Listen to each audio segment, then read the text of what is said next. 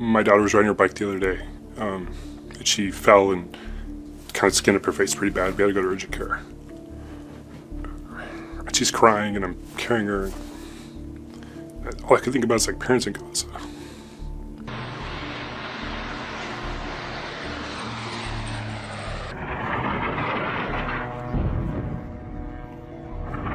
I was an engineer in the Air Force, so I did a lot of research and development stuff, specifically autonomy, small drone, artificial intelligence, so I had a lot of cool opportunities, and that stuff really excites me.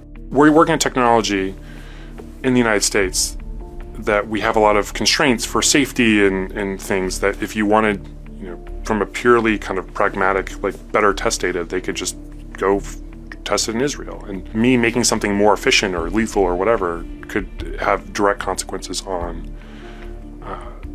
Palestinians in Gaza or the West Bank. And so yeah, to some degree I did feel complicit. Learning more about that and seeing the parallels to the research and the work I was doing, that was a shift change for me, where it's like, I'm not just gonna leave and be quiet about it, I actually wanna make some noise. Again, I think October 7th was really kind of the turning point of re-examining some of the forces and the stories behind the oppression of the Palestinian people that really kind of made a lot more sense to me. Obviously it was horrific.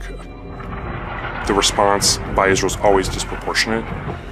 And I knew just the level of damage that Hamas did, the level of death, the response was going to be, I didn't imagine it to be as bad as it was or last as long as it has, but I knew it was going to be really bad. The thing that just struck with me is October 6th was really bad in Gaza. It's been an open air prison for a long time, but I knew it was bad to begin with, right? And they were kind of at the total mercy of Israel. I think just the arrogance of the IDF, the people, they're posting this stuff, right? They're flaunting it, honestly. They don't care. It's just so evil. In Rajab is a really, my daughter's 5, so it's that's my daughter,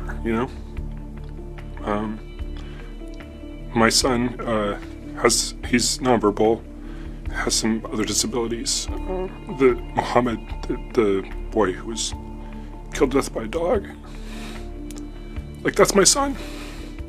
I don't know if there's a way for America to come back from this in the sense of our reputation on the international stage. We've completely trashed these institutions like the International Criminal Court, the International Court of Justice, right? The UN, for the benefit of what, right? To protect someone like Netanyahu and what Israel's doing. I hope that Palestinians can have the determination and autonomy to live their lives, and I think there's Palestinians are just like me, right? They have families, they want to do things with their life, they want to be messed with by occupying powers. I just see so much clearly how our liberation or their liberation is bound up in my own.